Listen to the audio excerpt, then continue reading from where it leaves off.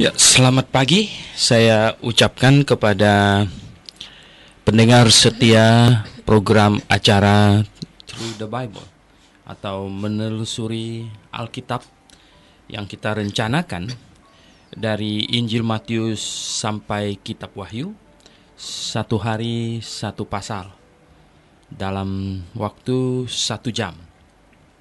Dan hari ini kita sampai di Efesus pasal yang ke-6. Efesus pasal yang terakhir, pasal yang ke-6. Anda tetap bersama dengan saya, Dr. Suhento Liao, dan istri Lilin.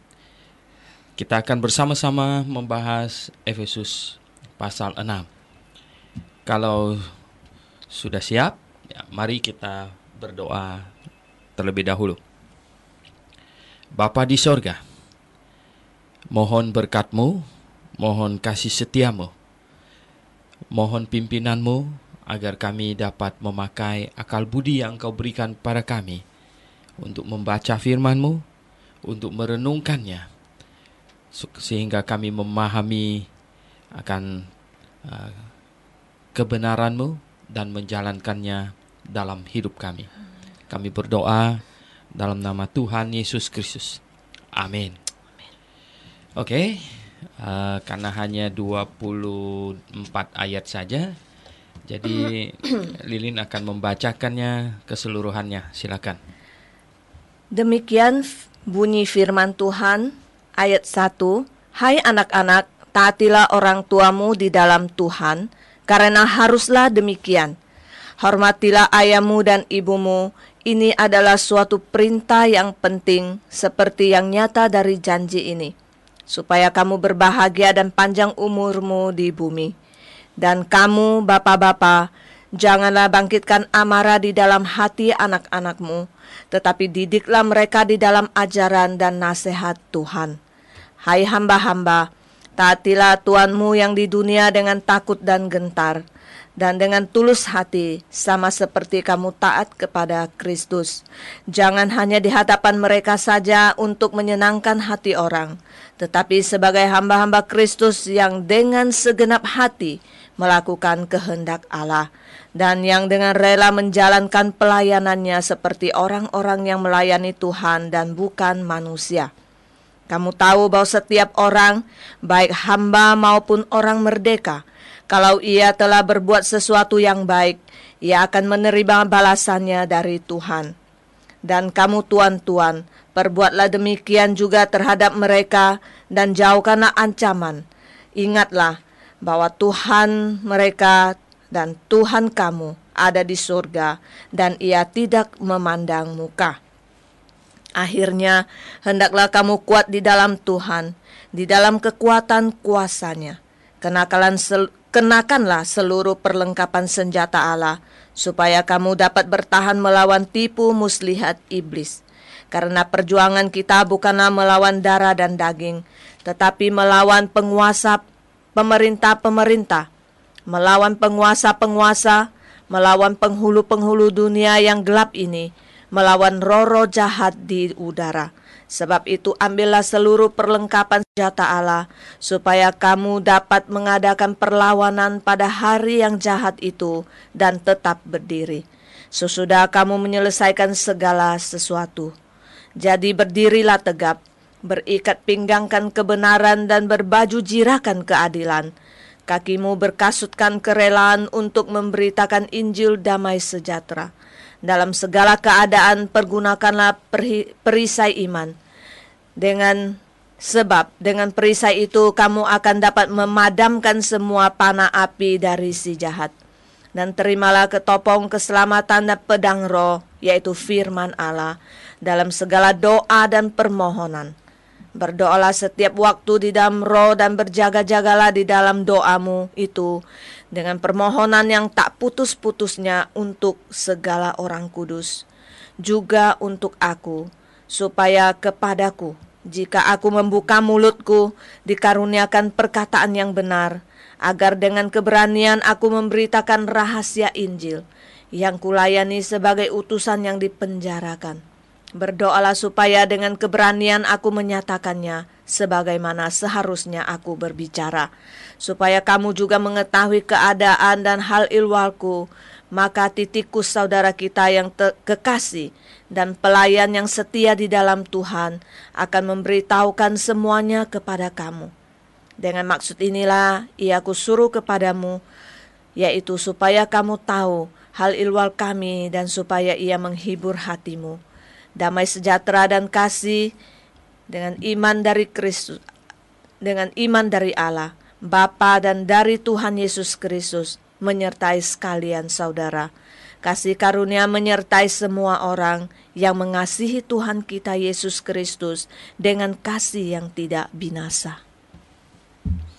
Oke, pendengar yang kami kasih dalam Yesus Kristus, Efesus pasal yang ke-6, pasal yang terakhir, ya tentu ini adalah sambungan dari pasal 5.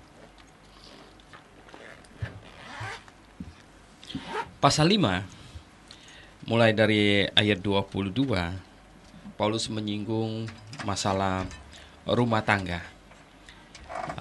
Ini pemenggalan pasal-pasal ini dilakukan oleh Robert Estienne atau Stefanus tahun 1500-an, sesudah reformasi.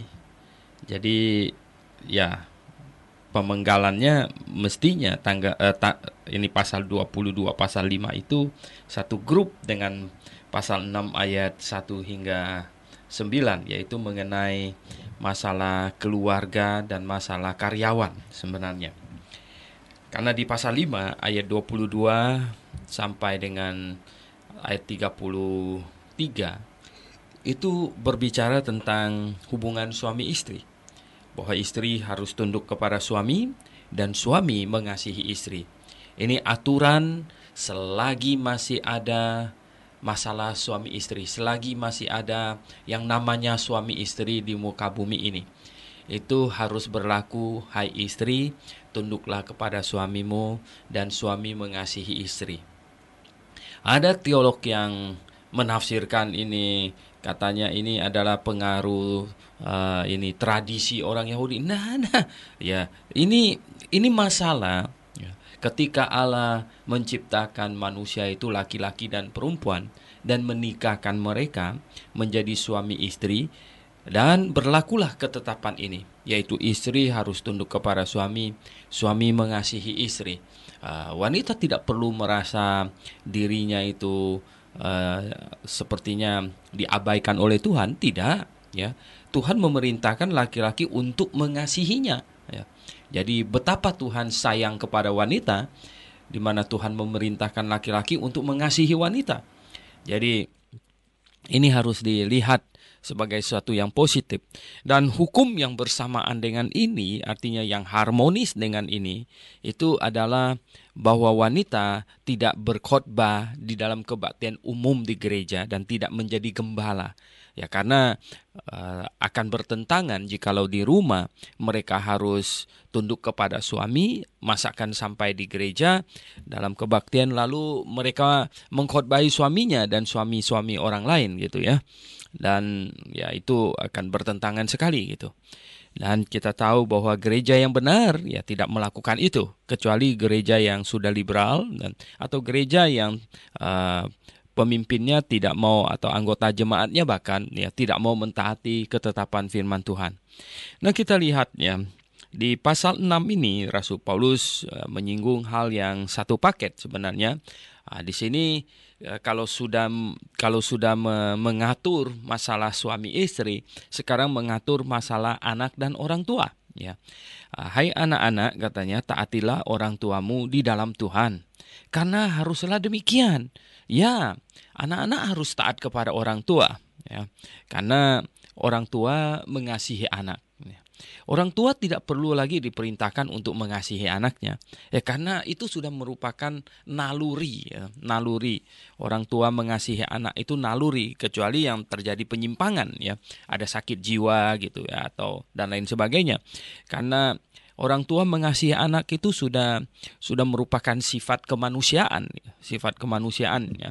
Jadi, hai anak-anak, taatilah orang tuamu di dalam Tuhan, karena haruslah demikian. Ya. Itu yang patut, itu yang wajar ya. Itu yang lumrah gitu ya. Itu yang ya sebagaimana mestinya katanya ya. Di sini karena haruslah demikian ya. Nah, hormatilah ayahmu dan ibumu ya. Hormatilah ayahmu dan ibumu. Nah, mengapa ada taat dan ada hormat ya? Taatilah orang tuamu karena haruslah hormatilah ayahmu dan ibumu ya. Orang bertanya kepada saya ya, kapan taat dan kapan hormat? Nah, pendengar yang saya kasih dalam Yesus Kristus, ketika seorang anak masih di bawah umur, ya, maka berlakulah taat. Ya. Anda taat kepada orang tua kalau Anda masih di bawah umur, ya. Orang tua berkata begini, begini, begitu, begitu, ya. Taat kepada orang tua, ya.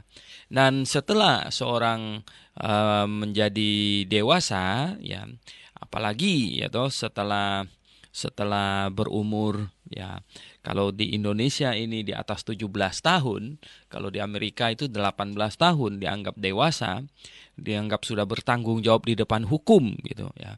Maka berlakulah hormatilah ayahmu dan ibumu ya. Ya tentu ya, orang tua kalau anaknya sudah besar apalagi sudah menikah, punya keluarganya sendiri ya, ya tidak diperintah begini perintah begitu, semuanya harus taat. Tetapi berlakulah hormat kepada orang tuamu ya. Hormat orang tua katanya ya. Jadi bagaimanapun juga ya, ini firman Tuhan katanya. Katanya ini adalah suatu perintah yang penting ya, suatu perintah ya, perintah dari Tuhan ya. Seperti yang nyata dari janji ini. Jadi perintah ini kalau ditaati itu ada upah, ada janji ya, ada janji supaya kamu berbahagia dan panjang umurmu di bumi. Ya, dengar baik-baik ya, supaya kamu berbahagia ya. Anak yang berbahagia adalah anak yang taat kepada orang tua. Kalau anak tidak taat kepada orang tua, ya katakanlah umur 10, 11, 12 begitu, ini anak pasti tidak bahagia. Karena begini, dia tidak menundukkan kehendaknya pada kehendak orang tua. Jadi dia akan ingin itu dan dilarang, ingin ini dan dilarang. Bahagia tentu, ya. Tetapi jikalau dia menundukkan keinginannya, kehendaknya pada keinginan orang tua, ya dia akan berbahagia karena pada umur segitu ya dia tidak perlu ingin ini, ingin itu, terlalu banyak yang dia inginkan, yang mungkin ya pertimbangan orang tua dia belum boleh memiliki itu ya. Tetapi dia ingin memiliki itu, ingin memiliki ini, ya tentu ya dia jadi tidak bahagia ya. Anak yang tidak taat kepada orang tua ya biasanya tidak bahagia. Tapi anak yang baik, yang taat, bahkan menundukkan ya kehendaknya kepada kehendak orang tua, itu anak yang berbahagia ya, anak yang berbahagia. Dan di sini dan panjang umurmu di bumi. Panjang umurmu di bumi ya. Oh, pendengar yang saya kasih dalam Yesus Kristus, banyak orang ingin hidup umur panjang ya. Bahkan Kaisar Cina pernah menyuruh orang pergi cari obat supaya tidak mati ya. Dia tidak tahu bahwa di dalam Alkitab firman Tuhan ada perintah yang mengandung janji upah orang itu akan panjang umur di bumi katanya. Jadi pendengar yang saya kasih dalam Yesus Kristus, kalau Anda mau panjang umur di bumi, ya taati dan hormatilah orang tuamu. Ya, hormati orang tuamu, maka upahnya adalah panjang umurmu di bumi katanya. Dan kamu katanya bapak-bapak ya, janganlah bangkitkan amarah di dalam hati anak-anakmu ya, tetapi didiklah mereka di dalam ajaran dan nasihat Tuhan ya. Mengapa diperintahkan kepada bapak-bapak tidak ibu-ibu ya no? Karena di sini inilah Alkitab itu harmonis dan Alkitab itu dia satu paket ya, dan kebenarannya itu tidak saling bertentangan. Karena yang mengendalikan rumah tangga itu bapak ya. Karena yang memimpin, yang menjadi pimpinan di dalam rumah tangga itu bapak ya. Oleh sebab itu kalau bapak ya yang mengatur atau yang mengendalikan rumah itu, dia tidak menyakiti hati anak-anak, tidak membangkitkan amarah dalam anak-anak ya. Ibu harus ikut selaras dengan ini kepemimpinan kepemimpinan ayah. Ya, dia harus selaras dengan kepemimpinan ayah. Ya, karena di perikop sebelumnya di atas sudah dituliskan, hai istri tunduklah kepada suamimu. Ya, jadi istri tunduk kepada suami, dan istri tidak melakukan hal-hal yang ya tidak disetujui oleh suaminya. Ya, tidak disetujui oleh suaminya. Jadi ya, pendengar yang saya kasih dalam Yesus Kristus, kalau kita membahas Alkitab demikian, maka kita akan melihat bahwa pada zaman sekarang di abad modern ini sudah ada banyak penyimpangan-penyimpangan ya. Penyimpangan-penyimpangan. Kalau perintah itu dalam satu paket. Kalau terjadi penyimpangan di satu bagiannya, ya itu akan mempengaruhi bagian yang lain-lainnya gitu. Ya. Oleh sebab itu, ya di sini diperintahkan kepada bapak-bapak, ya, dan kamu bapak-bapak janganlah bangkitkan amarah di dalam hati anak-anakmu. Betul, ya. Nah, jangan bangkitkan amarah. Artinya, ya jadilah bapak yang penuh kasih, ya, dan memberi perintah dengan penuh kasih, melarang dengan penuh kasih, ya, dan ya bahkan ya memarah, menegur, ya, memberi hajaran dengan penuh kasih. Jadi pendengar yang saya kasih dalam Yesus Kristus, itulah yang Tuhan inginkan ya dari bapak-bapak di muka bumi ini. Ya, bukannya yang menimbulkan amarah di dalam hati anak itu, ya misalnya ya bapak yang tidak bijaksana ya toh. Kalau terjadi misalnya pertengkaran di antara anak-anak, ya belum jelas siapa yang salah, sudah ditempeleng dulu gitu ya toh. Habis ditempeleng baru ketahuan, oh sebenarnya bukan dia yang salah tapi yang satunya. Nah, bagaimana bisa menghapusnya lagi ya toh? Ya kalau cuma ditulis di kertas ya tinggal dihapus. Tapi kalau ditempeleng kan bagaimana menghapusnya lagi gitu. Oleh sebab itu, pendengar yang saya kasih dalam Yesus Kristus, seringkali ya terjadi hal-hal yang demikian ya. Ada orang tua yang menghukum anaknya dengan tidak penuh kasih ya, sehingga memukulnya itu seperti mau membunuhnya gitu ya. Ingat ya, kalau kita menghukum dengan penuh kasih itu kita tidak melakukannya dengan kegeraman gitu ya, tetapi kita melakukannya dengan penuh kasih. Jadi di sini katanya, bapak-bapak janganlah bangkitkan amarah di dalam hati anak-anakmu, tetapi didiklah mereka, ya didiklah mereka. Nah ini kata ya tidak membangkitkan amarah, tetapi didiklah mereka.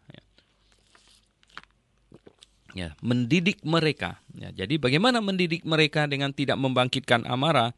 Ya, seorang anak dihukum harus jelas dia salah apa. Ya, dia salah apa. Dan biasanya kalau orang tua mengasihi anaknya, ya anak harus taat kepada orang tua yang mengasihinya. Ya, orang tua yang mengasihi anaknya tidak perlu ya sampai perlu memukulnya sampai babak belur gitu ya, tidak perlu ya. Cukup dikasih tahu ya kamu disayangkan ya.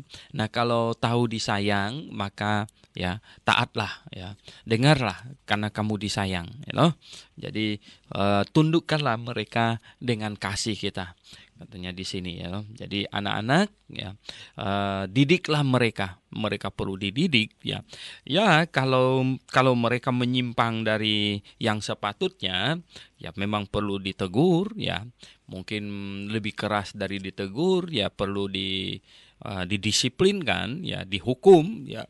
Tetapi sekali lagi itu semuanya dilandaskan atas dasar kasih, ya, mengasihinya, mendidiknya supaya dia menjadi anak yang ya baik di kemudian hari, menjadi anak yang bisa berdikari, menjadi anak yang betul-betul ya makin hari makin ini mampu ya menghadapi dunia ini ya.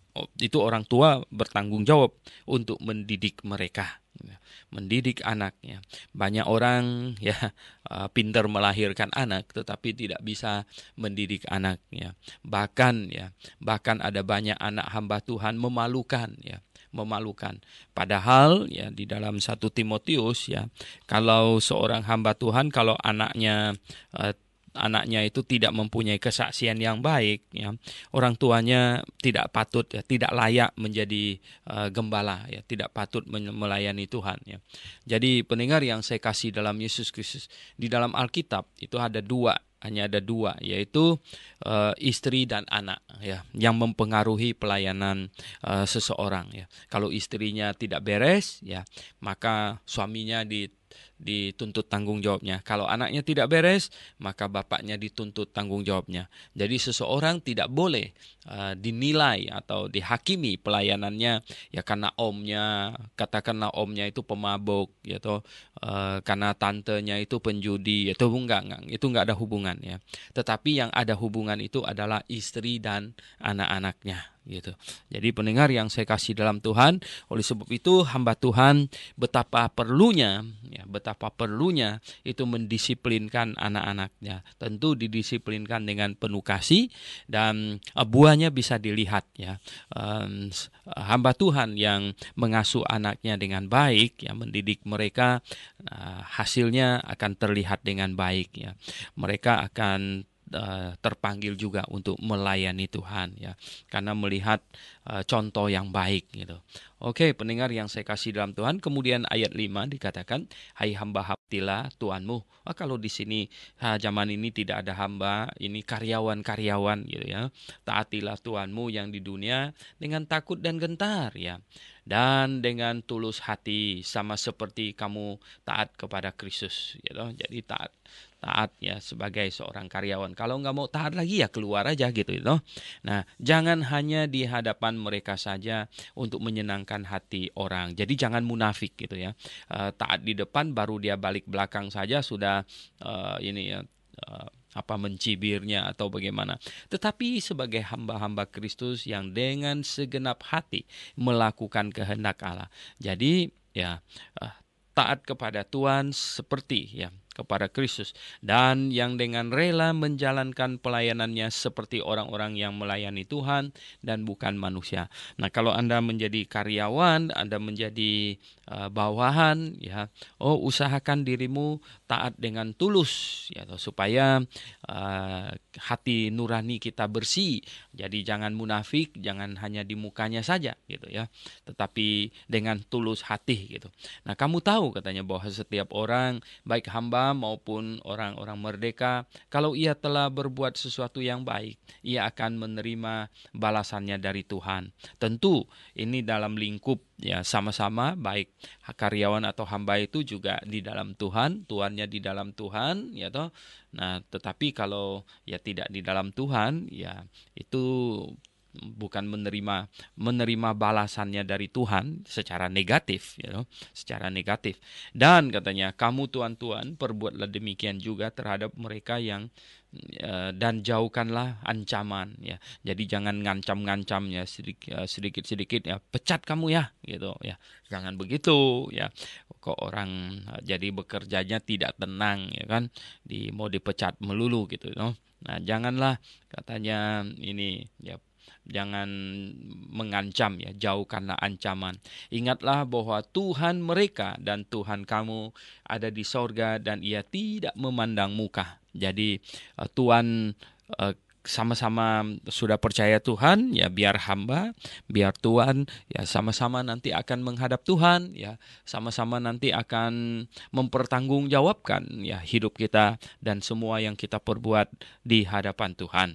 Jadi pendengar yang saya kasih dalam Yesus Kristus, nah, kalau kita lihat di sini, ya, Rasul Paulus menulis kepada jemaat Efesus mengatur hubungan suami istri, ya, yang benar, ya, di hadapan Tuhan, mengatur, ya, masalah anak dan orang tua, ya, anak taat kepada orang tua tidak menyakiti hati anak, ya, dan juga mengatur bahkan karyawan dengan Tuhan. Kalau Anda adalah orang Kristen, Anda punya karyawan, ya, nah, janganlah ngancam-ngancam mereka, perlakukan mereka dengan baik. Dan jikalau Anda adalah seorang karyawan, ya, mempunyai tuan, ya, seorang Kristen, jangan mentang-mentang dia saudara kita, lalu Anda boleh seenaknya. Ingatlah, ya, di sini dikatakan bahwa tunduklah kepada mereka. Nah, bukan hanya di depan saja, tetapi dengan tulus hati, itu berarti di depan mereka maupun di belakang mereka. Kita melakukan hal yang demikian.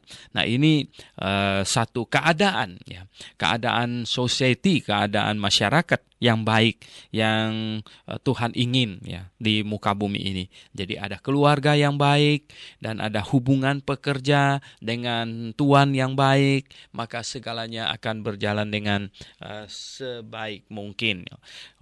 Keadaannya akan tercipta sebaik mungkin kalau berjalan dengan baik. Nah, sekarang kita sampai di ayat yang ke-10 ya, ayat 10. Akhirnya kata Rasul Paulus, hendaklah kamu kuat di dalam Tuhan. Oh ya, ya. Kesimpulannya kita harus kuat di dalam Tuhan. Ya, kita harus tangguh. Ya, ketangguhan orang Kristen di dalam Tuhan itu pertama-tama dilandaskan atas keluarga yang baik, yang harmonis. Ya. Nah, kalau keluarganya berantakan, ya bagaimana bisa tangguh, bagaimana bisa bersaksi, ya, bagaimana seorang hamba Tuhan bisa khotbah dengan baik kalau tadi mau berangkat saja baru bertengkar sama istrinya, gitu. Anak-anaknya berantakan misalnya, oh tidak mungkin, ya. Oleh sebab itu akhirnya hendaklah kamu kuat di dalam Tuhan, ya, kuat di dalam Tuhan dengan fondasi rumah tangga yang baik, ya, dengan segala sesuatu yang tertata dengan rapi sesuai dengan aturan. Nah, rumah tangga yang baik harus ada aturannya, yaitu istri tunduk kepada suami, suami mengasihi istri, anak taat kepada orang tua, hormat pada orang tua, dan orang tua mengasihi, ya, tidak membangkitkan amarah di dalam hati mereka. Nah, kalau jalan sesuai dengan aturan Tuhan ini, ya, jalan dengan sesuai dengan aturan Tuhan, maka ya kita tahu bahwa akan menghasilkan satu landasan rumah tangga yang kokoh kuat. Dan dengan demikian ya kita akan kuat di dalam Tuhan. Akhirnya hendaklah kamu kuat di dalam Tuhan, di dalam kekuatan kuasanya. Nah, kemudian katanya, sudah itu kita harus menyadari bahwa kita ini ada di dalam peperangan rohani dengan baik-baik, bukan peperangan jasmani, ya. Hati-hati ya, kita peperangan rohani. Nah, oleh sebab itu di ayat yang ke-11 di sini dikatakan, kenakanlah seluruh perlengkapan senjata Allah. Kenakanlah atau nyandanglah, sandanglah, ya, ini peralatan perang rohani, ya. Ini disebut perlengkapan senjata Allah, supaya kamu dapat bertahan melawan tipu muslihat iblis.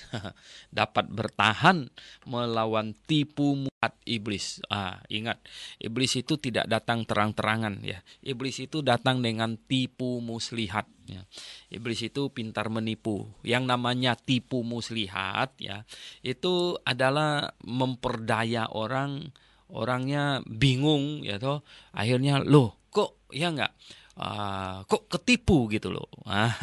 Jadi begini ya, banyak orang yang kena tipu, kena hipnotis, ya toh. Setelah uangnya habis diambil baru dia sadar, lah iya tadi ketipu gitu ya. Tipu muslihat gitu ya toh. Nah, tipu muslihat itu apa? Tipu muslihat itu bisa terjadi kalau pikiran kita itu dikendalikan, ya. Pikiran kita itu dikendalikan. Artinya kalau kita tidak memakai akal sehat kita dengan baik, gitulah, kita akan masuk dalam tipu muslihat iblis. Oh, pendengar yang saya kasih dalam Yesus Kristus, dulu waktu saya masih anak muda, ya, saya pernah ikut satu ya gereja gitu ya. Ada datang itu pengajar dari tempat lain ke gereja saya. Didoakan dengan ini, tangan ditaruh di kepala itu ya, dipukul-pukul lagi kepala saya waktu itu. Kemudian dia katakan, kosongkan pikiran, kosongkan pikiran. Bagaimana pikiran bisa dikosongkan? Kalau sampai lupa nama kita siapa, itu pikiran sudah kosong namanya. Jadi pendengar yang saya kasih dalam Yesus Kristus, ya, kosongkan pikiran, kosongkan pikiran. Nah, salah satu ciri khas tipu muslihat iblis adalah mengendalikan pikiran orang, ya, mengendalikan. Kita harus hati-hati, ya, kita harus hati-hati. Padahal ya ini firman Tuhan selalu mengingatkan kita supaya kita siuman terus, ya, supaya kita alert, ya, supaya kita siap sedia Kalau seperti orang jaga malam itu artinya bangun terus gitu, dalam kondisi bangun terus ya. Alert ya, bahasa Inggris bilang alert terus ya. Jadi bangun terus. Jadi pendengar yang saya kasih dalam Yesus Kristus ya, hati-hati ya. Hati-hati, kita harus bangun terus, kondisi kita harus kondisi bangun terus ya. Jangan sampai kita ini masuk dalam perangkap tipu muslihat iblis ya.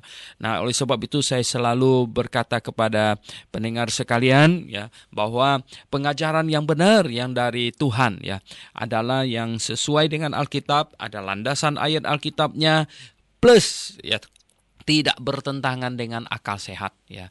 Jadi pengajaran dari Tuhan tidak bertentangan dengan akal sehat ya. Tuhan yang menciptakan akal sehat kita, Tuhan yang menciptakan otak kita. Nah, Tuhan yang sama itu juga lah yang berfirman melalui Alkitab. Nah, itulah sebabnya ya jalannya otak kita itu selaras dengan ayat-ayat Alkitab. Oleh sebab itu yang benar itu adalah yang masuk akal ya, yang masuk akal. Nah, itulah sebabnya kita harus berpikir sedemikian rupa. Kita harus menjalankan akal budi yang Tuhan berikan kepada kita. Ingat ya, otak kita bukan diberikan iblis. Iblis enggak kasih kita apa-apa yang baik gitu ya. Otak kita dikasih oleh Tuhan. Oleh sebab itu kalau otak kita dijalankan dengan benar gitu ya, dengan benar, maka itu akan menyenangkan hati Tuhan, terutama dijalankan untuk memahami kebenaran firman-Nya. Oke, di sini kita kata ayat 12 katanya, karena perjuangan kita, ya hati-hati terhadap tipu muslihat iblis, kenakan perlengkapan senjata Allah, karena perjuangan kita bukanlah melawan darah dan daging, ya. Kita bukan melawan darah dan daging, kita bukan melawan secara fisik, itulah maksudnya. Jadi kita tidak melawan secara fisik, peperangan kita bukan peperangan fisik katanya, tetapi ya peperangan kita itu adalah melawan pemerintah yang melarang orang untuk berpikir bebas ya. Pemerintah yang melanggar hak asasi manusia. Pemerintah yang melarang orang percaya kepada sesuatu ya. Pemerintah yang pemerintah otoriter ya. Rata-rata pemerintah otoriter itu tidak mengizinkan, tidak membiarkan orang melaksanakan apa yang dipikirnya baik gitu. Jadi pendengar yang saya kasih dalam Yesus Kristus, dalam hal iman ya, dalam hal iman seharusnya pemerintah di dunia ini ya tidak boleh melarang orang ya. Karena apa? Karena dalam hal iman itu adalah kebebasan berpikir ya. Karena ada kebebasan berpikir, ada kebebasan beriman gitu ya. Nah, di depan saya ini ada air aqua nih, ada air aqua ya. Ini saya minum dulu. Ini ada air aqua ya. Nah, kalau saya sebodoh itu, saya mau menyembah air aqua ini sebagai Tuhan ya. Allah, saya menyembah ini air aqua. Ini kan urusan saya sendiri ya. Enggak ada urusan sama tetangga saya, enggak ada urusan dengan siapa-siapa yang lain gitu ya toh. Ya, paling orang boleh berkata, bodoh ya dia ya. Kok bodoh ya? Kok dia menyembah air aqua ya? Gitu ya. Tetapi tidak ada orang boleh tangkap saya karena saya menyembah aqua gitu. Itu urusan saya gitu loh ya. Lalu misalnya saya mengajak orang, mari Anda sekalian ikut sama-sama saya menyembah aqua gitu ya toh, menyembah air aqua ini ya. Dan kalau ada orang yang cukup bodoh mau ikut saya, ya apa boleh buat, dia memang cukup bodoh mau ikut saya gitu misalnya gitu ya toh. Juga tidak ada orang lain yang boleh tangkap saya ya, karena saya mengajak orang lain menyembah aqua gitu. Nah, kalau saya mulai lempar orang pakai air aqua ini, itu boleh tangkap saya gitu. Tangkap saya bukan karena masalah nyembah aqua, tapi masalah saya melempar orang pakai ini ya, ini botol air aqua ini. Itu ya. Jadi pendengar yang saya kasih dalam Yesus Kristus, di dalam bernegara ya, tugas negara itu menjaga hubungan antar manusia supaya satu rakyat supaya tidak mengganggu rakyat yang lain gitu ya.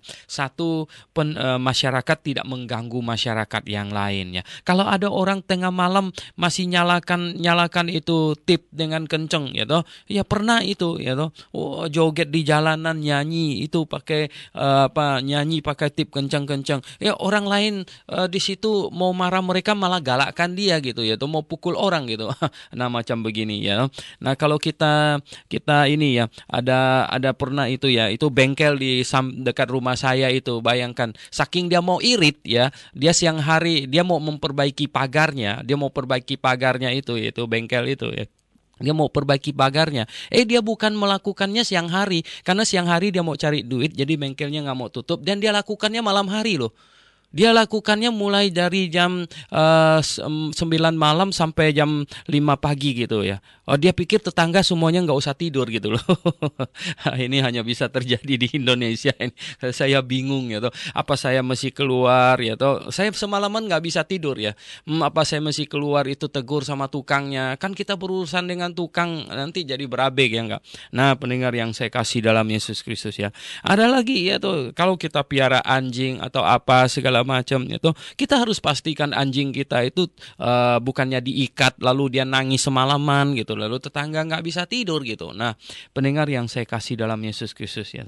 Nah, pemerintah itu mengatur hubungan antar satu orang dengan orang yang lain.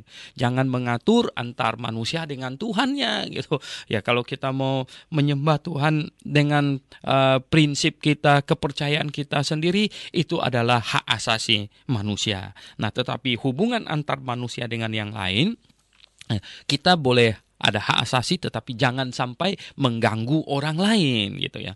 Nah, di sini katanya melawan apa? Melawan penguasa-penguasa ya, penguasa-penguasa. Wah, ya penguasa-penguasa itu ya pada zaman Rasul Paulus tulis ini ya, itu menuntut dirinya disembah sebagai Tuhan gitu. Wah, jadi makanya jadi masalah gitu dengan orang Kristen waktu itu, karena orang Kristen tentu nggak mau menyembah manusia sebagai Tuhan. Katanya melawan penghulu-penghulu dunia yang gelap ini, melawan penghulu dunia yang gelap ya. Wow, itu maksudnya itu adalah roh-roh kegelapan itu ya. Melawan roh-roh jahat di udara. Wah, roh-roh jahat di udara ya, di udara di sana. Orang tanya kepada saya, Pak Suhento, dia Dr. Leo ya tuh, apakah Anda, bagaimana pendapat Anda tentang UFO itu ya, unidentified flying object itu ya, UFO ya. Nah, saya bilang bisa saja itu anak buahnya Lucifer lalu bikin formasi di udara gitu ya. Karena apa? Ya karena ini ya, mereka itu adalah penguasa-penguasa udara ya, roh-roh jahat yang di udara ya, bayangkan itu ya, roh-roh jahat di udara. Nah, itu yang kita lawan. Kita lawan dengan apa katanya? Sebab itu, nah ini ayat dari GITS ini, Grave International Theological Seminary. Ini ayatnya. Sebab itu ambillah seluruh perlengkapan senjata Allah. Nah, ambil seluruh perlengkapan senjata Allah. Kalau Anda masuk GITS, itu artinya Anda dipersiapkan, diberikan perlengkapan senjata Allah, dan Anda harus mengambilnya ya sebanyak mungkin ya, yang bisa Anda pakai seefektif mungkin. Ambillah seluruh perlengkapan senjata Allah supaya kamu dapat mengadakan perlawanan ya. Kalau tidak memiliki senjata, bagaimana mau lawan gitu ya toh? Pada hari yang jahat itu, mengadakan perlawanan pada hari yang jahat itu. Nah, yang penting di sini adalah tetap berdiri ya, bukannya roboh gitu, tetapi tetap berdiri ya, mengadakan perlawanan. Dan Anda sudah mengambil seluruh perlengkapan senjata Allah. Anda masuk sekolah teologi itu adalah dalam sebuah proses mengambil perlengkapan senjata. Mengapa GITS mengambil ayat ini sebagai ayat GITS ya, yang menjadi penuntun semua mahasiswa? Karena Anda masuk sekolah teologi, Anda dalam sebuah proses memperlengkapi diri Anda dengan perlengkapan senjata ya, mengadakan supaya Anda dapat mengadakan perlawanan ya, perlawanan pada hari yang jahat itu ya. Oh ya, makin hari kita menghadapi hari yang makin jahat ya, karena dosa semakin merajalela dan dosa semakin legal gitu ya. Dahulu kala semua orang tahu bahwa homoseks itu dosa, dan sekarang makin hari makin dilegalkan. Dan kalau di banyak negara sekarang, di Kanada terutama, Kanada paling parah itu ya, Kanada ya, kalau orang kalau khotbah mengecam homoseks bisa didenda ya, bahkan dipenjara. Jadi sekarang melawan itu ya, hari-hari yang jahat ini ya, dan tetap berdiri ya, tetap berdiri ya, itu dia menang, artinya tetap berdiri sesudah kamu menyelesaikan ya segala sesuatu, kondisinya tetap berdiri. Nah inilah ya, jadi Anda mau masuk sekolah teologi, saya katakan Gravelah sekolah yang Anda harus 7 itu ya, karena disinilah Anda diberikan perlengkapan senjata Allah ya. Anda diberikan perlengkapan senjata Allah, dan ketika Anda masuk sekolah teologi, Anda dalam proses mengambil atau menyiapkan persenjataan Allah untuk menghadapi hari-hari yang jahat dalam peperangan, dan Anda tetap berdiri ya sesudah menyelesaikan segala sesuatu. Nah, ayat 14, nah, jadi berdirilah tegap ya, berdirilah tegap ya, jangan loyo ya toh. Nah, kalau Anda tahu dalam proses belajar kungfu ya, itu pasang kuda-kuda itu nomor 1 yang dipelajari. Jadi berdirilah tegap ya, berdiri di atas kebenaran ya, berdiri tegap di atas kebenaran, itulah semboyan grafe ya no. Kita bukan back to the Bible, hari ini mau back to the Bible, besok mau back to the Bible, jadi memang nggak pernah nyampe di Bible gitu ya. Karena tiap hari masih mau back to the Bible, belum pernah sampai kepada Bible. Tetapi kita tidak, kita berdiri tegap di atas kebenaran firman Tuhan ya. Jadi berdirilah tegap ya toh.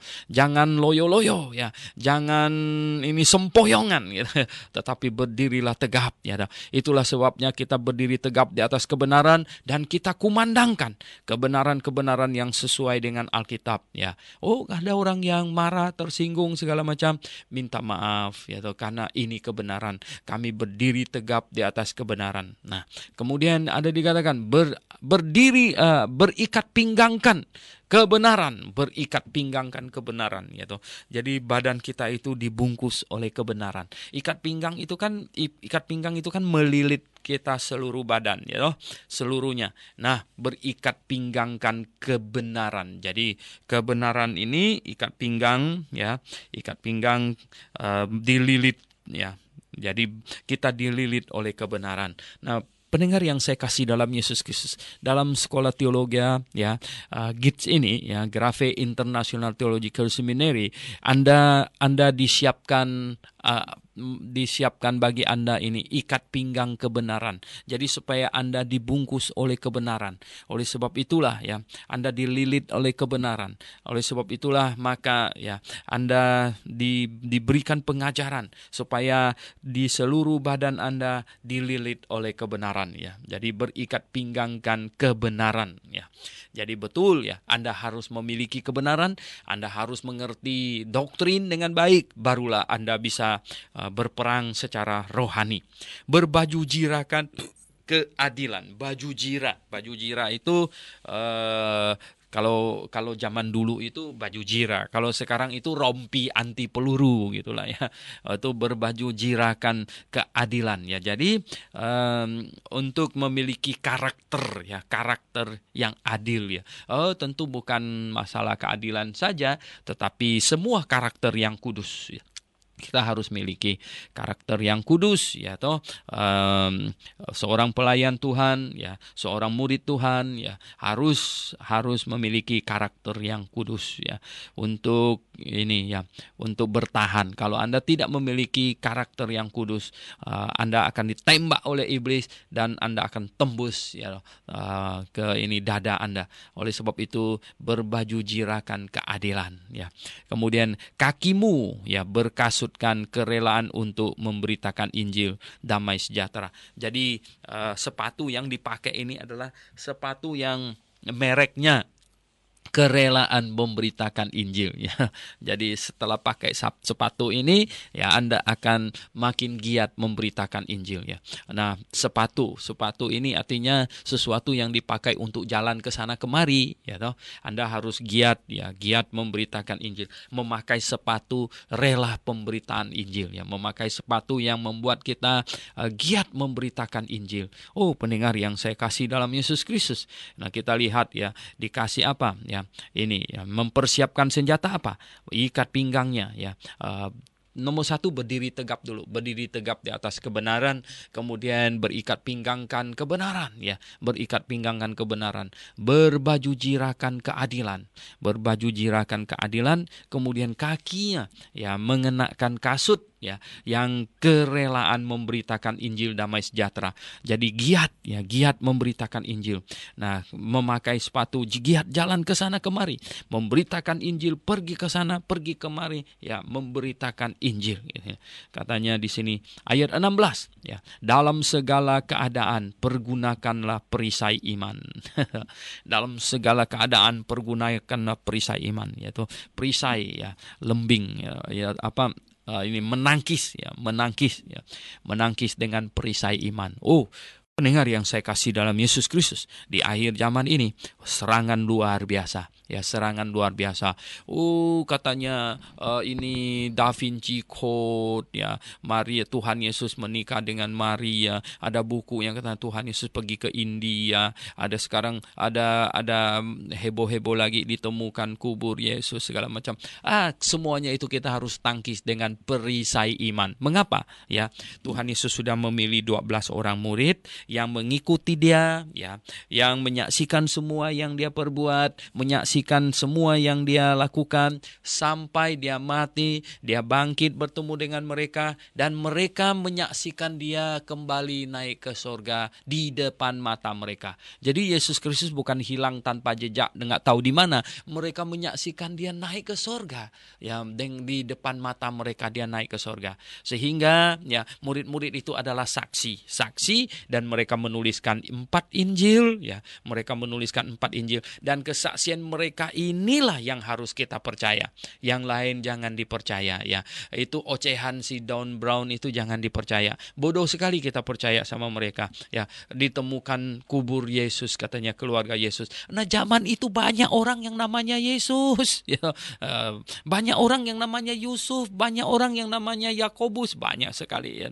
Itu nama populer gitu, ya. Jadi pendengar yang saya kasih dalam Yesus, ya, kita tahu bahwa Tuhan Yesus sudah bangkit. Pada waktu Petrus pergi ke kuburnya, nggak lihat tubuhnya atau tulangnya apa, dan kemudian mereka menyaksikan dia naik ke sorga. Dan 12 orang murid inilah yang Tuhan tetapkan sebagai kesaksian otentik, ya, kesaksian yang mempunyai otoritas, dan Tuhan lengkapkan mereka dengan kuasa, ya, dengan mujizat, ya, supaya kita percaya dengan semua yang mereka katakan. Jangan percaya kepada yang lain-lain yang ngaco-ngaco itu. Nah, kita tangkis dengan perisai iman. Sebab dengan perisai itu kamu akan dapat memadamkan semua panah api dari si jahat, dari Don Brown, ya, dari banyak saintis yang ngaco, ya.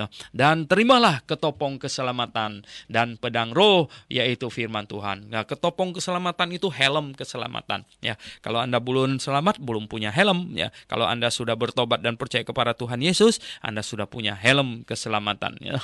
Dan katanya pedang roh ialah firman Tuhan. Kita punya buletin pedang roh, ya. Pedang roh itu adalah firman Tuhan, ya. Ingat, pedang roh itu firman Tuhan, ya.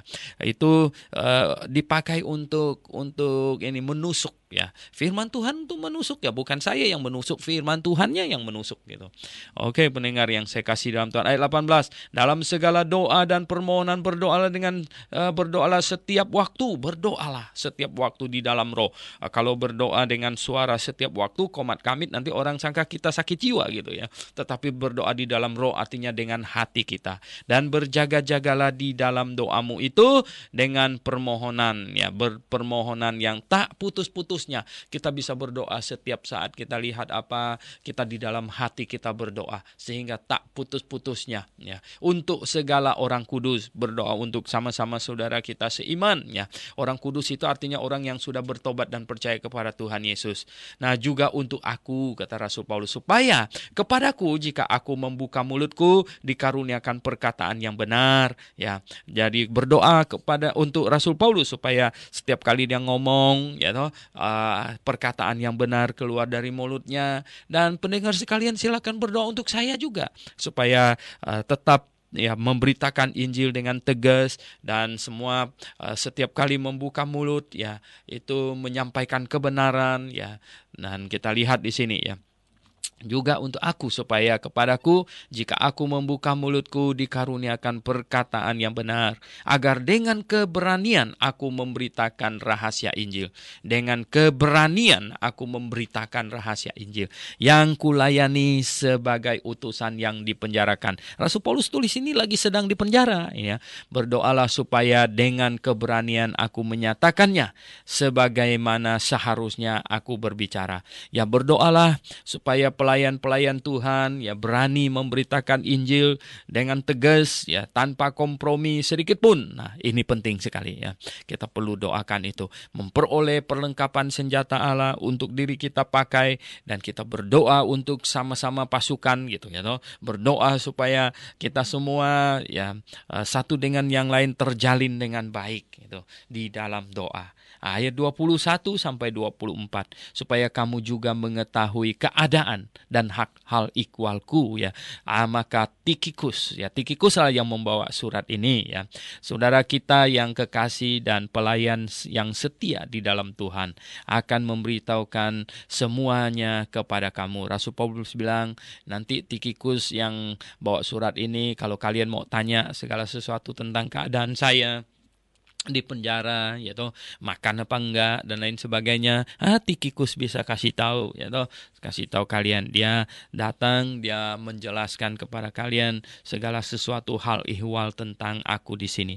Dengan maksud inilah ya aku suruh kepadamu, ya, yaitu supaya kamu tahu hal ihwal kami dan supaya ia menghibur hatimu, ya. Jadi biarlah Tikhikus memberitahukan keadaan kami di sini dan kalian bisa terhibur, ya toh, bahwa ya sekalipun saya dipenjarakan baik-baik saja, ya toh. Ada pengawal, ya. Rasul Paulus itu dikawal oleh tentara Roma. Nah, dari tentara Roma itulah dia menuliskan itu perlengkapan senjata Allah, karena dia lihat pengawalnya ada pakai pedang, ada ikat pinggang, ada pakai helm, ya, ketopong, ada pakai baju jira, ada pakai ini perisai, ya. Jadi dia tulis semuanya sesuai dengan itu, ya. Nah, damai sejahtera dan kasih dengan iman dari Allah, ya. Kekuatan iman dari Allah, yaitu kasih karunia, ya. Nah, iman ada dari Allah, ada dari diri kita, ya. Itu adalah sesuatu yang bersifat melingkupi seluruhnya, ya. Calvinis menafsirkan bahwa iman itu dikasih, tetapi di bagian lain Alkitab mengatakan, ya, hendaklah kamu beriman, ya.